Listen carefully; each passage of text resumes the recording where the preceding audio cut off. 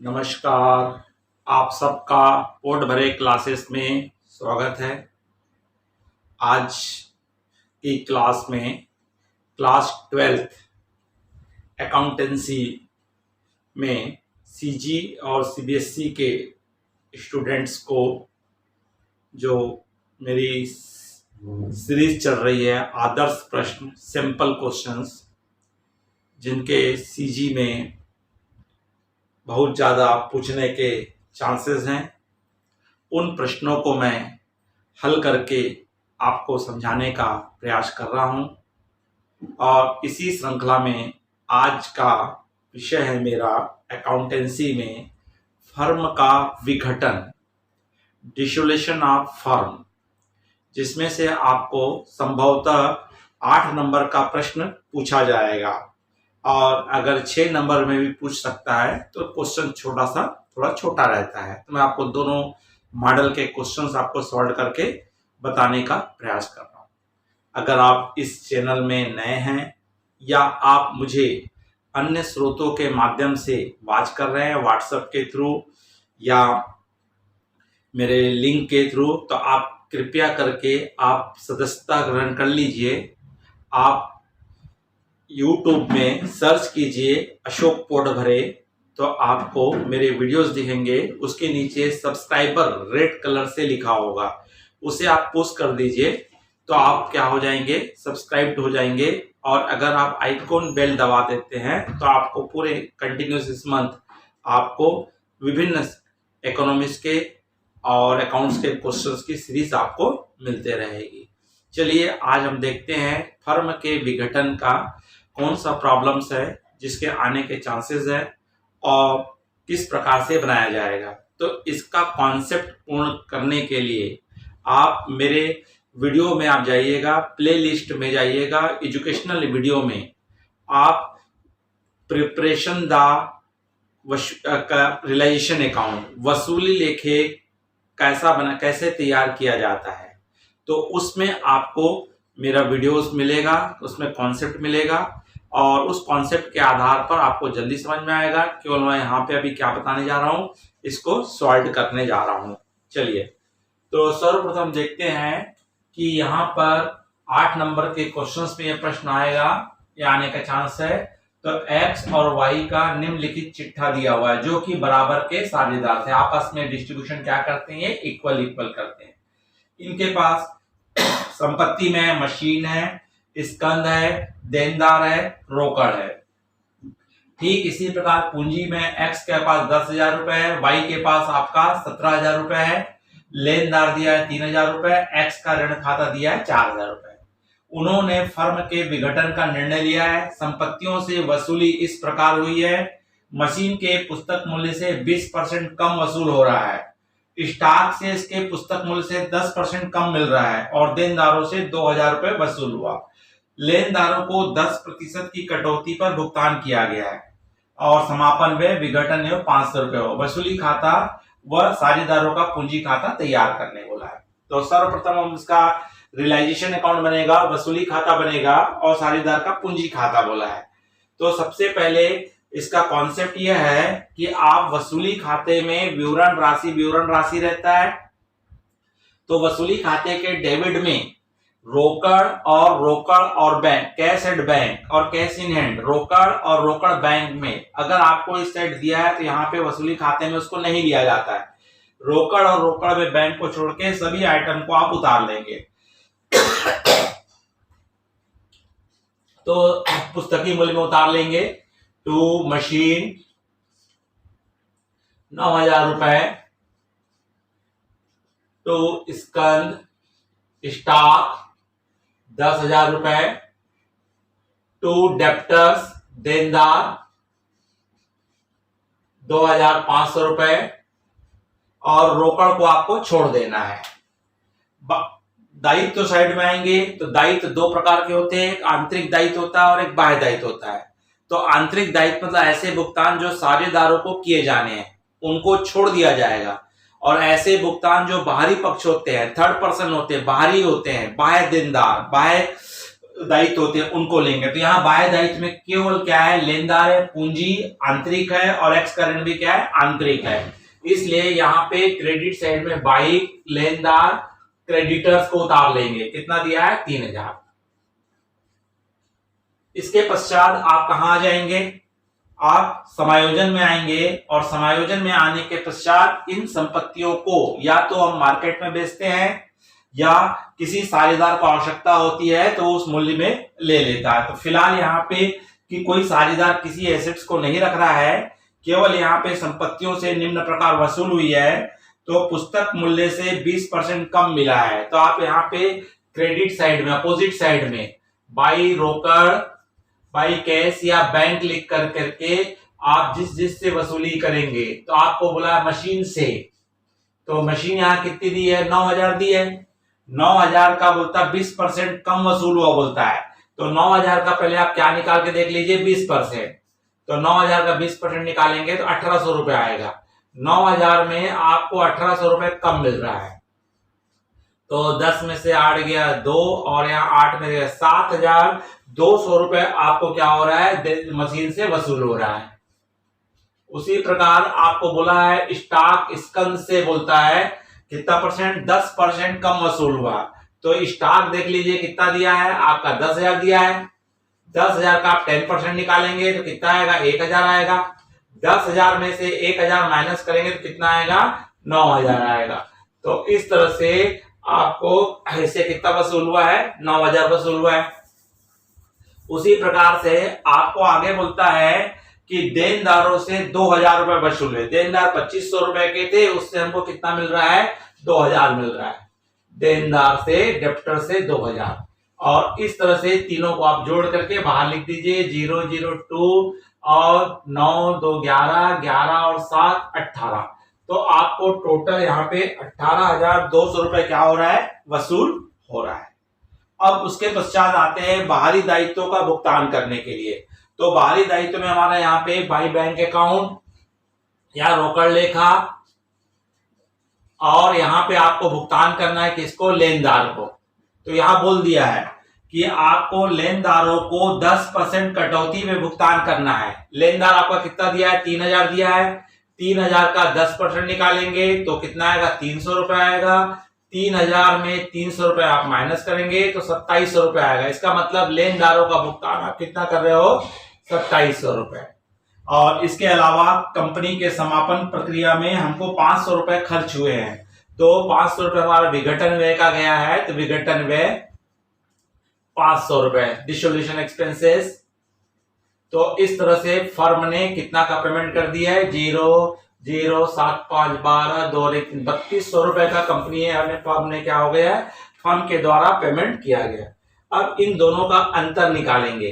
सभी आइटम्स हो गए हैं, तो इन दोनों का अंतर निकालेंगे।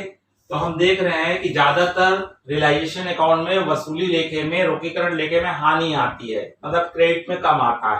तो डेबिट का टोटल आप लगा के देखेंगे, 0 0 2 5 2 7 3 2 5 5 और 9 14 और 1 और 1 2, 24,700 रुपए आपका क्या आ रहा है, डेबिट का टोटल आ रहा है। और क्रेडिट साइड में आपका 18,000 और 3,000, 8 3 11, 21,200 रुपए आ रहा है। 21,200 रुपए आ रहा है। 8 तो 11 है ना, 21,200। तो कितना आ गया, तो 7 में से 2 गया, 5 बचा और 4 में से 1 गया 3, मतलब 3500 रुपए का अंतर आ रहा है। कितने का अंतर आ रहा है, 3500 रुपए का अंतर आ रहा है, अर्थात हानि आ रही है। तो 24,700 रुपए। तो ये जो हानि आ रही है, यह वसूली लेखे से हानि होती है, रियलाइजेशन अकाउंट से हानि होती है। और इस हानि को दोनों साझेदार एक्स और वाई अपने अपने अनुपात में बांट लेते हैं। तो इनका अनुपात आपस में बराबर है। तो आप 3500 को आप 2 से भाग दे दीजिए, तो आपका 2 1 कम 2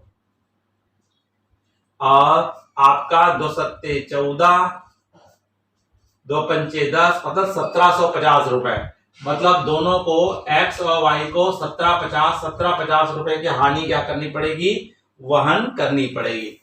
और उसके पश्चात आप बना लीजिएंगे साझेदारों का पूंजी खाता। तो साझेदारों के पूंजी खाते में सबसे पहले क्रेडिट में बैलेंस ब्रॉट डाउन करेंगे, शेष लाया गया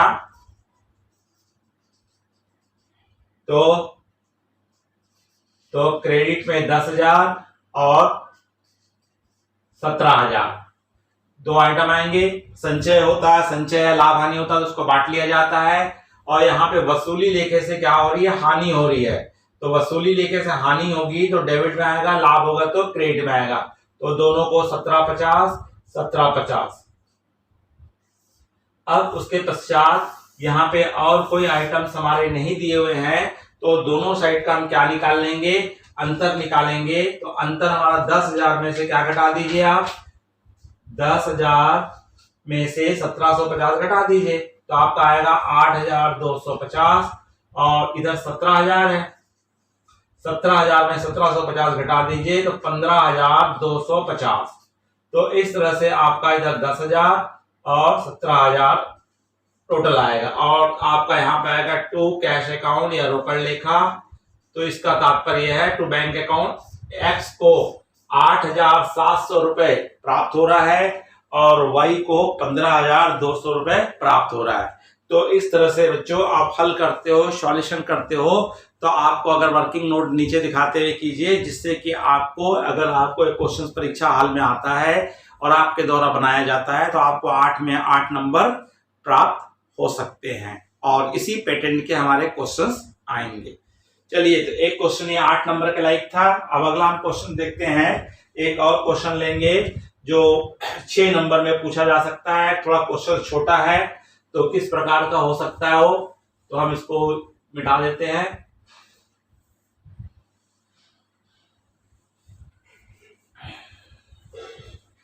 और उसमें आपको केवल वसूली खाता पूछा हुआ बनाने के लिए 6 नंबर में पूछा है इसको।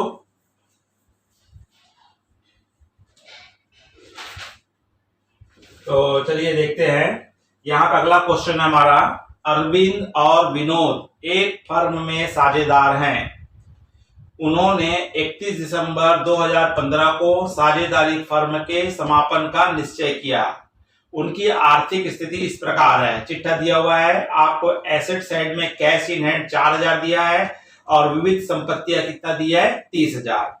आपको संपत्ति दायित्व साइड में दिया है, लेनदार दिया है 3,000, सामान्य संचय दिया है 3,700, विनोद का ऋण दिया है 3,300 और पूंजी दी हुई है अरविंद और विनोद की।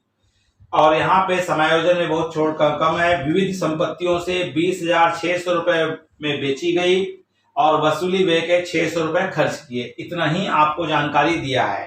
तो इससे हमको क्या है लेंगे, जो वसूली खाता बनाने बोला है केवल, तो संपत्ति साइड में रोकड़ को छोड़ करके क्या उतार लेंगे, विविध संपत्तियां, सेंड्री एसेट्स। तो विविध संपत्तियां हमको दी हुई है यहाँ पे 30,000 रुपए। और दूसरा हमको बताया हुआ है यहाँ पे दायित्व साइड में लेनदार बाह्य दायित्व है, सामान्य संचय, विनोद का ऋण और पूंजी यह आंतरिक दायित्व है। तो यहां से आपको केवल क्या लेना रहता है, बाह्य दायित्व लेंगे। और बाह्य दायित्व में केवल हमारा कौन सा आता है, लेनदार आता है, क्रेडिटर्स आते हैं। तो क्रेडिटर्स आपका दिया है 3,000 रुपए। अब हम इसके बाद आएंगे समायोजन में आएंगे।